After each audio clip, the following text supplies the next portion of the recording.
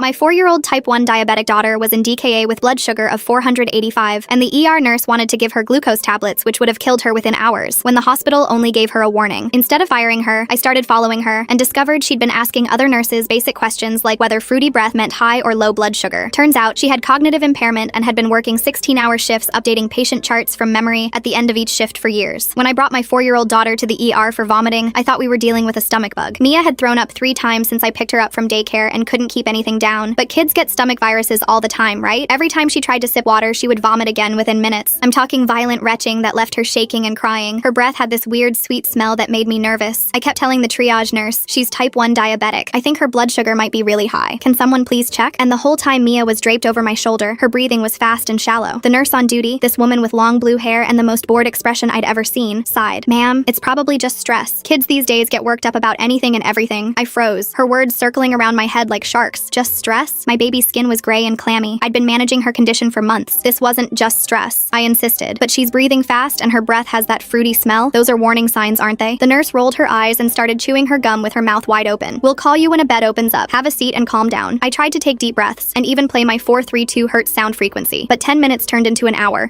turned into 2. And before I knew it, I had been sitting in the waiting room for 5 hours with no follow-up. Mia was getting worse, barely conscious at points. I kept going back to the desk, but the same nurse brushed me off every time with, still waiting on a room. Eventually, I'd had enough. I stood up to find a water fountain and caught sight of their tracking screen. Listed in green dry erase marker were all the waiting patients. Sitting right there was Mia's name. Beside it, I expected to see the word emergency or room needed, but no. Right there, in plain English, were the words, give glucose tablets and send home. My blood ran cold. Send home? No one had even tested her blood sugar yet. I stormed over to the nurse. Excuse me, but why does the board say give glucose tablets? Her blood sugar is high, not low. Nobody has even tested her. She barely looked up from her computer. The physician already assessed her based on symptoms. He'll start fluids when we get a room. My voice shook with anger. Which physician? No one has so much as looked at her. She finally met my eyes, visibly annoyed. The doctor's been monitoring all the cases. You must have been distracted. I was done playing games. I approached the charge desk and demanded, I need the name of tonight's emergency physician, right now. The desk clerk said, that's Dr. Post Office, currently with a trauma patient. I planted myself where I could see the hallway and waited. When I saw a woman in scrubs with the right badge walking by, I practically jumped in front of her. Dr. Poe, I'm Mia's mom. Can you please tell me why you ordered glucose tablets for her? She stopped and looked genuinely confused. I'm sorry, who? I haven't ordered anything for anyone named Mia tonight. My pulse hammered. She's the 4-year-old with diabetes, vomiting and fruity breath. The nurse said you diagnosed glucose tablets. Her entire demeanor shifted. Glucose tablets for fruity breath? Number absolutely not. Let me see her right now. Dr. Poe crouched beside Mia, noted her breathing pattern, and her face darkened. I need a glucometer and crash cart. This child's in ketoacidosis. I looked back at that blue-haired nurse who had become fascinated with filing paperwork. The blood sugar reading was 485. Dr. Poe told me if we'd given her those glucose tablets, it would have pushed her blood sugar even higher and culled her within hours. I want that nurse away from my daughter immediately, I told the doctor. She nodded and had security ensure it. They rushed Mia to the PICU that night. The doctor said her blood had turned so acidic it was shutting down her organs. Those glucose tablets would have been like pouring gasoline on a fire. The next morning, a hospital administrator came to Mia's room to apologize. She explained that the nurse had confused the protocols for high and low blood sugar and didn't follow proper assessment procedures. Confused the protocols? She almost poisoned my kid. That's when I saw her. The blue-haired nurse in uniform passed right by me. They didn't fire her, just gave her a slap on the wrist and called it a day. That's when I realized my mom was right. If you want something done right, you truly have to do it yourself. 2 weeks crawled by in a blur of hospital visits and sleepless nights. I kept replaying that night in my head, watching Mia's monitors beep steadily as she recovered. The doctors assured me she was doing better, but I couldn't shake the image of that blue-haired nurse casually chewing gum while my daughter nearly died. During Mia's follow-up appointment at the hospital, I rounded the corner toward the endocrinology wing and froze. There she was, Sharon, according to her name tag, walking down the corridor like nothing had happened. She chatted with 2 other nurses, laughing about weekend plans. My feet moved before my brain caught up, maintaining distance as I followed her through the maze of hallways. She stopped at the coffee machine, complained about the new scheduling system, then headed toward the parking garage. I watched from behind a pillar as she climbed into her car, a silver Honda with a diabetes awareness sticker on the bumper. The irony made my stomach turn. The next day, I found myself at the pharmacy near the hospital during what I'd learned was Sharon's lunch break. I pretended to browse the vitamin aisle while she waited at the prescription counter. The pharmacist handed her a bag, and Sharon launched into a story about managing her mother's diabetes for 25 years. She actually told him she could teach doctors about diabetes management. My hands shook as I grabbed a random bottle of vitamins, trying to look busy while memorizing every word. 3 days later, I couldn't hold back anymore. I spotted Sharon at the grocery store near the hospital, pushing her cart through the frozen food section. My body moved on autopilot. I stepped directly into her path. The words tumbled out before I could stop them. Sharon's face went from confused to defensive in seconds. She raised her voice, claiming I'd been hysterical and disruptive that night in the ER. Other shoppers stopped to stare, phones appearing in hands. The flash of camera lights made me realize how this looked. Security arrived within minutes, asking me to leave. Sharon played the victim perfectly, dabbing at her eyes while explaining how I'd been following following her. That evening, Emma showed up at my door with wine and worry etched across her face. We'd been best friends since college, but tonight she fidgeted with her wedding ring instead of making herself at home like usual. She explained that Sharon's mother sat on the school board, the same board that needed to approve her teaching transfer next month. Emma's husband had already lined up a job in the new district. They'd put their house on the market. She begged me to let this go, just for now, just until her transfer went through. I stared at my best friend, watching her choose career over truth. The following Monday brought an impossible choice. My lawyer had finally agreed to take the case but needed the retainer fee immediately. At the same time, Mia's endocrinologist called about concerning lab results that required an emergency appointment. The scheduling conflict felt like the universe testing me. While grabbing Mia's medical records from the nurse's station, I noticed the shift schedule posted on the break room wall. Sharon's name appeared in neat handwriting, marking her for evening shifts all week. I snapped a quick photo before anyone noticed. Choosing Mia's appointment meant missing the lawyer meeting. It also meant Sharon had time to act. By the time we returned from the endocrinologist, 3 voicemails waited on my phone. Hospital security had received a formal harassment complaint. Sharon had included the grocery store video, showing me following her through the aisles. The security officer's tone made it clear whose side they'd already chosen. The next morning hit like a tsunami. Mia's continuous glucose monitor alarm shrieked during math class. The school called, panicked about her blood sugar levels. Simultaneously, my lawyer's assistant called demanding the retainer by end of business, or they'd drop the case. Then Carl's number flashed on my screen. My ex-husband's voice dripped with fake concern as he mentioned consulting a custody evaluator about my recent instability. The grocery store incident had somehow reached him already. Racing to Mia's school, I forced myself to appear calm and collected. The school nurse mentioned she'd received a warning from the hospital about a parent who'd been harassing medical staff. She studied me carefully as I checked Mia's blood sugar and administered insulin. Every controlled movement, every steady breath was performative, proving I wasn't the unstable mother Sharon had painted me to be. The irony tasted bitter. By seeming stable, I reinforced Sharon's narrative that I'd overreacted that night in the ER. 2 days later, I overheard nurses at the hospital discussing an incident. Sharon had experienced a panic attack while treating a diabetic child. Several co-workers surrounded her in the break room, offering comfort about that awful mother who'd been stalking her. They painted me as unhinged, dangerous. Sharon had crafted her victim story perfectly. The betrayal cut deeper when it came from Mia. During bedtime, she mentioned the nice nurse with pretty hair who'd brought her a stuffed unicorn during her PICU stay. I'd been too focused on her recovery to notice. Well, nothing quite says medical expertise like a nurse who thinks fruity breath means it's time for a sugar party, while a kid's basically turning into a human lemon battery. The blue hair should have been our first warning sign that things were about to get colorful in all the wrong ways. Sharon had visited my daughter while I slept in the chair beside her bed, planting seeds of affection. Mia defended her, saying the nurse had pretty blue hair and a kind smile. My 4-year-old had no idea she was praising the woman who'd nearly culled her. School pickup became a strategic nightmare. Hundreds of parents crowded the parking lot, but I noticed Sharon's car immediately. The silver Honda sat 3 rows over, windows down. As parents streamed past, I caught a glimpse of papers on her passenger seat. Moving closer while pretending to check my phone, I saw printed emails between Sharon and her supervisor. The subject line referenced liability concerns. One email mentioned the hysterical parent situation. My hand trembled as I took photos through the window. The school security camera captured everything. Sharon's adult daughter, Amy, who taught 2nd grade at Mia's school, reviewed the footage that evening. By the next morning, whispers followed me through the hallways. Amy had suggested to other staff that I might be stalking her mother. The narrative spread like wildfire through the school community. The daycare situation exploded the following week. The director pulled me aside during morning drop-off, explaining that their state funding renewal required school board approval. Sharon's mother held significant influence over that decision. 30 families depended on this center. The director's eyes pleaded with me to consider the bigger picture, to think about all those children who needed care. The message was clear: back off or destroy dozens of families' childcare. My sister's intervention hurt the most. She arrived unannounced, settling onto my couch with the same concerned expression she'd worn 5 years ago. She reminded me about Dad, about how I'd spiraled after his death from a misdiagnosed heart condition. The doctors had missed obvious symptoms, just like Sharon had missed Mia's. My sister suggested therapy, maybe medication. She used careful words like obsessive and pattern, painting my justified anger as mental illness. The Facebook post appeared that evening. The hospital's community group, usually filled with fundraiser announcements and get well wishes, featured a lengthy post about ungrateful parents harassing healthcare heroes. The comments section exploded with Sharon's version of events. Someone shared the grocery store video. Within hours, it had been reposted to 3 local parenting groups. The comment count climbed past 200, each one painting me as the villain. My attempts to find witnesses hit wall after wall. I'd compiled a list of nurses who'd worked that night, planning to contact them individually. Hospital HR intercepted my efforts, flagging them as a harassment campaign. The formal warning arrived via certified mail, threatening legal action if I continued attempting to contact staff members about the incident. Sharon's next move showed calculated cruelty. She traded shifts with colleagues to ensure she'd be present during Mia's routine diabetes checkup at the hospital outpatient clinic. The appointment system showed her special request had been approved. I couldn't switch doctors without disrupting Mia's care continuity. Sharon had trapped me into facing her again. Exhaustion became my enemy. 3 weeks of fighting, documenting, and protecting Mia while managing her diabetes had worn me down. At a restaurant for Mia's friend's birthday party, my shaking hands drew up the wrong insulin dose. I caught the error before giving it, but my fumbling looked like intoxication to the restaurant manager. He called 911, convinced I was hammered and endangering my child. The incident report entered the CPS database before I could explain. Emma's final betrayal came via text. Her husband had threatened divorce if she remained associated with the unstable hospital stalker. She believed something had gone wrong that night, she wrote, but couldn't risk her family. The message ended with an apology that felt hollow. 20 years of friendship dissolved in a few carefully worded sentences. The isolation became tangible. At the hospital for Mia's blood work, other parents crossed the parking lot to avoid me. One mother grabbed her child's hand and hurried past. Later, I discovered the local mom Facebook group discussing me. 847 comments dissected my behavior, my parenting, my mental state. The post title read, "Dangerous Parent Alert," with my photo from the hospital's volunteer appreciation dinner last year. I started documenting everything obsessively. Screenshots, photos, recordings, medical records. My dining table disappeared under color-coded folders. This war would end with one of us destroyed, and I refused to let it be me. Sharon might have the system on her side, but I had the truth. Somewhere in all this evidence was the key to proving what really happened that night. The battle lines were drawn. Sharon had turned my community against me, threatened my custody, and poisoned my daughter's perception. But I'd seen her confusion, documented her lies, and discovered patterns in her mistakes. The real fight was just beginning. 1 month into our conflict, I discovered Sharon had joined the same diabetes support group as my sister. The group met Tuesday evenings at the community center, and my sister mentioned how helpful the new member had been. Sharon had quoted passages from Mia's favorite book during the meeting, details she could only have learned from those PICU conversations I'd slept through. My sister didn't know Sharon's identity until I showed her a photo. The color drained from her face. The grocery store confrontation required police statements from both of us. We sat in separate rooms at the station, each recounting our version of events. The detective administered polygraph tests to both parties. We both passed. Sharon genuinely believed I'd been stalking her. I genuinely believed she'd nearly culled my daughter through negligence. Two truths existing simultaneously, neither canceling the other out. While organizing my documentation, I found my own text messages from that night in the ER. Messages to friends expressing doubt about my concerns. One read, "Maybe I'm overreacting," and another said, "She seems busy." These texts, sent during those 5 agonizing hours, now appeared in Sharon's defamation countersuit. My own words, weaponized against me. The doubt I'd felt in those dark hours became evidence of my supposed hysteria. The custody evaluation began 3 months after the incident. Carl had hired an expensive child psychologist who specialized in high-conflict divorces. During Mia's session, she told the psychologist that Mommy yelled about the nice nurse all the time. She mentioned having bad dreams about blue hair. The psychologist's notes, which I later obtained through discovery, painted me as an obsessive parent traumatizing my child with adult conflicts. My doorbell camera became evidence against me. The footage showed me pacing my front porch at 3 a.m., practicing what I'd say to Sharon at the next encounter. I'd rehearsed confrontation speeches, trying different approaches, different tones. Sharon's lawyer called it obsessive planning and sleep deprivation. The timestamp showed this happened multiple nights in a row. Family court treated my complaints about Sharon as deflection from my own negligent diabetes management. They cited the restaurant incident where I'd nearly given Mia the wrong dose. The judge questioned why, if I was such a vigilant parent, I'd made such a dangerous error. My exhaustion from fighting Sharon became evidence of my unfitness as a mother. Patterns emerged in Mia's medical records. Her MyChart notes showed 3 instances of dosage clarification needed during appointments where Sharon had been present. Each time, the attending physician had to correct medication orders Sharon had suggested. The pattern was subtle but consistent. Sharon's confusion wasn't limited to that one terrible night. Public records revealed more. Sharon's name appeared in hospital board meeting minutes from 2 years ago. The discussion centered on staff retraining needs following unspecified incidents. The minutes were vague, but Sharon was one of 5 nurses mentioned by name. I wondered how many other families had suffered before us. My court-mandated therapy sessions became another weapon against me. The therapist, bound by court order to report to the custody evaluator, documented my revenge fantasies. I'd been honest about imagining Sharon losing her license, facing justice for what she'd done. Those therapeutic conversations, meant to help me process trauma, became evidence of my vindictive nature. I attempted to record Sharon during school pickup. She'd started volunteering for crosswalk duty, positioning herself where I'd have to pass her daily. I held my phone low, trying to capture her harassment. Sharon spotted the device immediately. She called security, citing existing stalking documentation. The principal banned recording devices at pickup. Sharon smiled while the police took my statement. The 3 p.m. pickup routine became psychological warfare. Sharon timed her volunteer shift specifically for Mia's release. I had to walk past her every single day, feeling her eyes on me, watching her interact sweetly with other parents. She'd wave at Mia, who'd wave back enthusiastically. Other parents noticed my discomfort and whispered about the unstable mother who couldn't let things go. An ICU nurse who'd witnessed everything that night finally agreed to meet me. We sat in a coffee shop far from the hospital. She confirmed she'd seen Sharon's confusion, watched her write the wrong orders, but her husband's construction company depended on contracts with the school district. Sharon's mother had already made veiled threats about those contracts. The nurse looked me in the eye and said she'd seen it all but couldn't risk her family's livelihood. Another witness lost to Sharon's family's influence. The hospital cafeteria became a battlefield. During one of Mia's appointments, I realized Sharon had started wearing the exact same scrubs brand I'd described in my complaint. She'd even acquired the same diabetes awareness pin she'd worn that night. When she passed our table, her perfume triggered something in Mia. My daughter's face went pale, her hands shaking. Other families noticed Mia's reaction. Sharon had weaponized trauma responses. A hospital mediator reached out about settlement discussions. Sharon offered to transfer to a different department if I'd drop the civil suit and publicly admit to misunderstanding the situation that night. The offer came with strings attached. I'd have to sign a non-disclosure agreement and issue a public apology. The mediator framed my refusal as prioritizing revenge over my daughter's comfort at the only local hospital equipped for pediatric diabetes emergencies. My investigation deepened. I discovered Sharon had written glucose orders without the required physician approval. Hospital policy mandated co-signatures with within 30 minutes for all medication orders. Sharon's orders that night had never been co-signed. This wasn't about someone else writing wrong orders. Sharon herself had violated protocol, acting beyond her scope of practice. Dr. Chen's voice notes from that shift revealed another layer. He'd left detailed recordings about diabetic emergency protocols for the nursing staff. The system showed Sharon had accessed these notes during her shift, but only for 12 seconds. Not enough time to listen to crucial information that would have saved Mia. She'd had the resources, but hadn't used them. My pursuit of evidence revealed Sharon had been covering for Dr. Banks that night. He'd arrived at work impaired, and Sharon had been trying to manage his patients along with her own. Her heroic attempt to protect patients from an impaired physician had led to cognitive overload. The truth was messier than simple negligence. Sharon was both victim and perpetrator in a broken system. Carl filed for emergency custody after 4 months of legal battles. He used Sharon's character witness statement describing my harassment pattern. My own mother faced an impossible choice: support me and risk losing access to her grandchildren, or maintain neutrality. She chose the middle ground, refusing to take sides. Her neutrality meant I lost childcare during crucial legal meetings. Every court appearance meant scrambling for babysitters. Desperation drove me to Sharon's mother's senior center. I enrolled in the same exercise class, hoping to understand the family dynamics that created this situation. I helped other seniors with their equipment, made small talk about grandchildren. Sharon's mother mentioned her daughter's dedication to nursing despite the long hours and difficult patients. She never mentioned the incident with Mia. I discovered Sharon's ex-husband coached at a gymnastics center. I enrolled Mia in classes there, learning about Sharon's messy divorce through overhead conversations. She'd fought a custody battle over their teenage daughter Brittany. The patterns of control and manipulation I recognized in our conflict had deep roots in Sharon's personal life. Evidence mounted from public records. Hospital board meeting minutes showed 3 glucose protocol incidents during Sharon's shifts over 2 years. Each incident was documented as a learning opportunity rather than a disciplinary matter. The hospital's culture of protecting staff over patients became clear through these carefully worded documents. Carl's custody demands intensified. He filed motions citing my obsessive behavior, using Sharon's statement as supporting evidence. Fighting the custody battle meant missing Mia's appointment with a diabetes specialist who only visited our area quarterly. The missed appointment appeared in court documents as medical neglect. Every choice I made to pursue justice cost me credibility as a mother. 3 months of legal bills drained my savings. Credit cards maxed out while Sharon's crowdfunding campaign for her defamation defense raised $30,000. The hospital community rallied around their own. Comments on the fundraising page called me a privileged parent trying to destroy a hardworking nurse. The financial inequality made quality legal representation impossible. A confrontation at Mia's favorite restaurant went viral on TikTok. I'd taken her for a treat after a difficult medical appointment. Sharon appeared with friends at the next table. The teenage server, who had type 1 diabetes herself, witnessed our tense interaction. Her TikTok about Karen versus his nurse drama garnered 2 million views. Comment sections filled with hot takes from people who knew nothing about that night in the ER. My hospital volunteer coordinator position evaporated after 5 years of service. The official reason cited ongoing legal conflicts with staff. Sharon's daughter Amy's best friend received my position the following week. The message was clear: align with Sharon or lose everything. My attempts to create positive change from within the system had been systematically destroyed. Carl won the house in temporary orders. The judge cited the stable home environment he could provide versus my current instability. I moved back with my parents, sleeping in my childhood room while Sharon received a promotion to charge nurse. The hospital newsletter featured her story of overcoming adversity, painting her as a victim of harassment who'd persevered. My mother's intervention came during Sunday dinner. She begged me to let Mia heal without the chaos of ongoing legal battles. Then she revealed she'd been providing Carl with positive reports about my mental state, trying to prevent him from seeking full custody. Her betrayal cut deep. She believed I was destroying our family with obsession, just like I'd done after Dad's death. My complaints triggered an investigation that caught an innocent new nurse in the crossfire. Madison had trained under Sharon, learning the same shortcuts and protocol violations. When investigators reviewed Madison's documentation, they found errors matching Sharon's patterns. Madison sobbed during her suspension hearing, explaining she'd only followed Sharon's training. I destroyed a young nurse's career to prove a pattern. Madison's fiance's family didn't want association with the hospital scandal. Their engagement ended weeks after her suspension. She posted on social media about losing everything because of one vindictive parent who couldn't move on. The hospital community rallied around Madison, painting me as a destroyer of innocent lives. I continued pursuing evidence, justifying Madison's destruction as preventing future victims. The hospital chaplain who'd counseled me during Mia's PICU stay requested a meeting. He asked difficult questions about forgiveness and moving forward. He suggested that perhaps Mia had survived to teach me about grace, not to fuel a revenge campaign. I walked out mid-conversation, unable to hear wisdom that challenged my pursuit of justice. During my deposition, opposing counsel presented evidence I'd never considered. Security footage showed me leaving the ER twice that night, once to move my car and once for coffee. They painted these absences as abandoning my critically ill child. My explanation about parking meters and exhaustion fell flat. The narrative shifted. I'd been a negligent parent blaming others for my own failures. Discovery revealed the worst truth yet. I'd noticed Mia's symptoms at 6 a.m. that morning, but waited until after my work meeting to take her to the ER. 6 crucial hours lost because I'd prioritized a presentation over my daughter's health. Sharon's lawyer hammered this point. If I'd brought Mia in immediately, she would have been seen before Sharon's shift even began. Sharon's legal team filed an emergency motion to advance the trial date. They cited my escalating harassment, including infiltrating the senior center where her mother exercised. My lawyer was in Hawaii for his daughter's wedding, leaving me with an associate who'd never handled medical malpractice. The motion succeeded. Trial would begin in 2 weeks instead of 2 months. Sharon's deposition revealed her genuine belief in her expertise. 20 years of managing her mother's diabetes without incident had convinced her she understood the condition better than most doctors. She spoke passionately about her dedication to patients, the extra shifts she worked to afford her mother's home care. She'd refused retirement despite eligibility because nursing was her identity. I crossed a line I'd sworn I'd never cross. I lied to Mia about needing to check something at the hospital gift shop, then used her presence to extract Sharon's shift schedule from a sympathetic employee. The employee thought she was helping a concerned mother coordinate care. I'd weaponized my own daughter for information, breaking my promise to keep her separate from this conflict. The transformation was complete. I'd become exactly what Sharon's lawyer described in court filings, a manipulative stalker using any means necessary to destroy a dedicated nurse. The truth of that night mattered less than the truth of who I'd become. Every action I'd taken to prove Sharon's guilt had proven my own instability. Evidence came from unexpected sources. Sharon's troubled teenage daughter Brittany attended the gymnastics center where I'd enrolled Mia. During supervised visits with her father, Brittany mentioned her mother's increasing confusion at home. She'd found her mother's work notes, pages of protocols copied and recopied as if Sharon was trying to memorize procedures she'd once known by heart. I documented these conversations, building evidence through a child's pain. The restraining order hearing took place at the children's hospital. Carl showing up with custody papers after Sharon basically turned into a witness for hire is peak timing. This is basically a golden ticket to full custody while she's sleeping in her childhood bedroom again. Both sides presented their cases in a conference room overlooking the pediatric ward. During a break, we found ourselves in the same hallway, staring at a memorial wall covered with photos of children who died from preventable medical errors. We both had tears in our eyes. Sharon had lost a cousin to misdiagnosed diabetes. I'd lost my father to medical negligence, 2 women shaped by medical trauma, perpetuating cycles of pain. Sharon's countersuit gained momentum. The judge noted my pattern of infiltration into every aspect of Sharon's life: her workplace, her mother's exercise class, her daughter's gymnastics center. What I saw as investigation, the court saw as stalking. My methodical documentation became evidence of obsession. Every spreadsheet, every photo, every timeline demonstrated my descent into dangerous fixation. Everything hinged on finding the traveling nurse who'd worked that night. I'd spent weeks analyzing shift records, cross-referencing schedules, tracking down agency assignments. Finally, I identified her, a travel nurse named Patricia, who'd been floating through the ER during Mia's crisis. Serving the subpoena required hiring a process server and tracking her to her current assignment 3 states away. My past kindness created unexpected leverage. Months earlier, I'd helped Sharon's mother when she'd fallen at the senior center. I'd driven her home, helped her inside, even checked on her the next day. Now Brittany asked why I was being mean to her mom's friend who'd helped Grandma. The child's innocent question highlighted the complex web of connections I'd created through my pursuit. Hospital politics fractured along generational lines. The union supported Sharon, protecting one of their own. Younger nurses questioned the training they'd received, wondering if they'd been taught dangerous shortcuts. The pediatric ward divided into factions. Some saw me as a heroic mother fighting for patient safety. Others saw Sharon as a dedicated nurse destroyed by the system she'd served for decades. My lawyer explained the harsh realities of civil court. We needed only preponderance of evidence, not proof beyond reasonable doubt. But juries favored healthcare workers, especially older nurses who dedicated their lives to helping others. Sharon's poverty, her mother's medical needs, her extra shifts to make ends meet all painted her as sympathetic. I appeared privileged in comparison, a parent with resources attacking a working-class hero. Desperation drove me to call in old favors. Nurses from Mia's NICU stay remembered my advocacy during her premature birth. They'd trusted my instincts then when I'd insisted something was wrong despite normal test results. I'd been right, and early intervention had saved her life. These nurses provided written statements about my medical judgment and maternal instincts, but union solidarity meant they wouldn't testify against Sharon directly. Their statements inadvertently revealed devastating information. Mia had coded twice in the PICU, not once as I'd known. Sharon's error had nearly culled my daughter 2 separate times that night. The second code happened while I slept in the chair, exhausted from the ordeal. Nurses had worked frantically to save her while I remained oblivious. The pattern crystallized. I'd saved Mia from medical errors 3 times in 4 years. My vigilance wasn't paranoia, but hard-earned experience. Patricia, the traveling nurse, voluntarily provided a written statement after receiving the subpoena. She confirmed Sharon had seemed confused about glucose protocols that night. She'd asked Patricia basic questions about diabetes management, questions any experienced nurse should have known, but the statement revealed more. Sharon had doubted herself but proceeded anyway, too proud or too confused to admit uncertainty. The pattern became undeniable. Sharon showed signs of cognitive decline under stress. Her errors clustered during high-pressure shifts. The hospital had never tested her cognitive function despite multiple incidents. She was impaired but undiagnosed, a danger to patients hidden by systemic failures and union protection. My strategy shifted from proving malice to demanding competency testing for all ER staff. Sharon's deposition revealed another crucial detail. She updated all charts at shift end, not contemporaneously as required. This practice, common among overworked nurses, explained timeline discrepancies in Mia's records. Sharon genuinely believed she'd followed protocols because she'd documented them hours after the fact, her memory filling gaps with false certainty. The arbitration hearing approached with both sides preparing for battle. The hospital offered settlement to avoid a precedent-setting trial about cognitive testing for aging nurses. The union couldn't afford to lose this fight. Mandatory testing would affect dozens of senior nurses who'd served faithfully for decades. The systemic implications dwarfed our personal conflict. I presented evidence calmly during preliminary arbitration sessions. My transformation from vengeful parent to patient safety advocate unsettled Sharon's legal team. They objected to my sudden reasonableness, having built their case around my instability. Every measured word word, every professional presentation of evidence undermined their narrative while supporting mine. Patterns emerged from comprehensive analysis. Sharon's errors weren't random but predictable, clustering during double shifts and high-stress periods. The system had failed her as much as she'd failed Mia. Chronic understaffing forced cognitive overload on aging nurses who should have been protected, not exploited. The evidence painted a picture of institutional negligence enabling individual errors. Both sides prepared for final arbitration, knowing only one of us would emerge professionally intact. The conference room filled with stakeholders, hospital administrators, union representatives, patient safety advocates. 50 staff members would witness our confrontation, forced to choose sides publicly. The break room alliances would become formal positions affecting hospital policy for years to come. The arbitration room felt like a pressure cooker. 50 pairs of eyes watched as I laid out my evidence methodically. Sharon sat across from me, her hands trembling slightly as she reviewed her own notes. The break room alliances manifested physically in the seating arrangement, nurses clustering by generation and loyalty. The NICU nurses' statements hit harder than expected. The arbitrator's eyebrows rose as she read about Mia coding twice that night. Sharon's face went ashen. She genuinely hadn't known about the second code. Her lawyer objected, but the medical records confirmed it. 2 near-death experiences from 1 medication error. My revelation about saving Mia from medical errors 3 times in 4 years shifted the room's energy. The younger nurses exchanged glances. How many other vigilant parents had they dismissed as paranoid? The pattern I'd established wasn't obsession, but experience. Every time I'd trusted my instincts, I'd been right. Patricia's written statement became the turning point. The traveling nurse had documented Sharon asking basic questions about diabetes management during Mia's crisis. Questions like whether high blood sugar caused vomiting, whether fruity breath meant hypoglycemia or hyperglycemia. Fundamental knowledge any ER nurse should possess instinctively. Sharon's lawyer tried damage control, but Patricia had been thorough. She'd noted Sharon's confusion about insulin types, her uncertainty about ketoacidosis symptoms. The traveling nurse had assumed Sharon was testing her knowledge, not genuinely confused. The truth was more troubling than malice. I watched Sharon's face crumble as she realized her own limitations. 20 years of managing her mother's stable type 2 diabetes hadn't prepared her for pediatric type 1 emergencies. Her expertise was an illusion built on routine care, not crisis management. The recognition destroyed her more than any accusation could. The arbitrator called for a recess. In the hallway, I overheard union representatives arguing. Some wanted to protect Sharon at all costs. Others worried about liability if they defended demonstrable incompetence. The younger nurses pushed for reform, while senior staff circled wagons around their colleague. During the break, Sharon's mother arrived with Mia in tow. Carl had arranged it, thinking Mia's presence would make me appear unstable. Instead, something unexpected happened. Sharon's mother struggled with her glucose monitor, her arthritis making the buttons difficult. Without thinking, I helped her test her blood sugar, our shared experience with diabetes creating an odd moment of connection. Sharon watched this interaction, tears forming. She saw what I saw, 2 families destroyed by the same broken system. Her mother needed her income for medical care. My daughter needed safe hospitals. Neither of us could win without the other losing something vital. The afternoon session revealed Sharon's documentation practices. The arbitrator reviewed timestamps showing she routinely updated charts hours after patient interactions. Memory-based documentation, reconstructed through exhausted recollection rather than real-time accuracy. Every nurse in the room recognized the practice. Many shifted uncomfortably. Hospital IT authenticated security footage showing Sharon accessing and modifying charts at shift end. Not malicious falsification, but dangerous standard practice. She genuinely believed her reconstructed memories were accurate. The pattern of post-incident documentation stretched back years, normalized by overwhelming workloads. The evidence painted a damning picture of systemic failure. Sharon worked 16-hour shifts that night, covering for 2 absent nurses. No breaks, no support, just an aging nurse pushed beyond cognitive limits by chronic understaffing. 50 people crammed into one room to watch 2 women argue about medical mistakes. Sounds like the world's most depressing reality show where nobody wins and everyone needs therapy afterwards. Her errors were predictable, preventable, and ultimately institutional. Sharon's mother provided unexpected testimony. She admitted her daughter had confusion spells after double shifts. She'd begged Sharon to retire, but they needed the income for home health care. The arbitrator asked about these spells. Sharon's mother described finding her daughter staring at medication bottles, unable to remember basic protocols she'd known for decades. The neurological evaluation results arrived by courier. Sharon's lawyer objected, but the arbitrator admitted them. Mild cognitive impairment, exacerbated by stress and fatigue. Not dementia, but measurable decline in processing speed and working memory. The kind of impairment that made complex medical decisions dangerous during high-stress situations. Sharon broke down completely. She hadn't known. The confusion, the uncertainty, the need to copy protocols repeatedly. She'd attributed it all to normal aging. The union representatives looked stricken. How many other senior nurses were silently struggling, too proud or too poor to retire? The arbitrator ordered a comprehensive review of ER staffing patterns. The data revealed a nightmare scenario. Senior nurses routinely worked double shifts, covered multiple stations, and made critical decisions while cognitively compromised by exhaustion. The system didn't just enable errors, it guaranteed them. My lawyer presented our final argument. We weren't seeking Sharon's destruction, but systemic reform. Mandatory cognitive testing for all ER staff. Strict limits on consecutive hours worked. 2-nurse verification for pediatric emergencies. Changes that would protect both patients and healthcare workers. Sharon's team countered with financial realities. Cognitive testing would force dozens of senior nurses into retirement. The hospital couldn't afford to replace them. The nursing shortage meant choosing between impaired nurses and no nurses. They painted me as privileged, demanding perfection from an overwhelmed system. The union representatives split openly. Younger Younger nurses supported reform, seeing protection in mandatory testing. Senior nurses saw discrimination, forced retirement, and poverty. The generational divide that had simmered throughout our conflict erupted into open argument. I made a choice that surprised everyone, including myself. I addressed the arbitrator directly, proposing a compromise: mandatory testing coupled with supportive transitions. Nurses who couldn't pass cognitive assessments would be reassigned to less critical roles, not terminated. Medical records, patient education, administrative support, positions that valued experience without risking lives. Sharon looked at me with something like gratitude. The proposal preserved dignity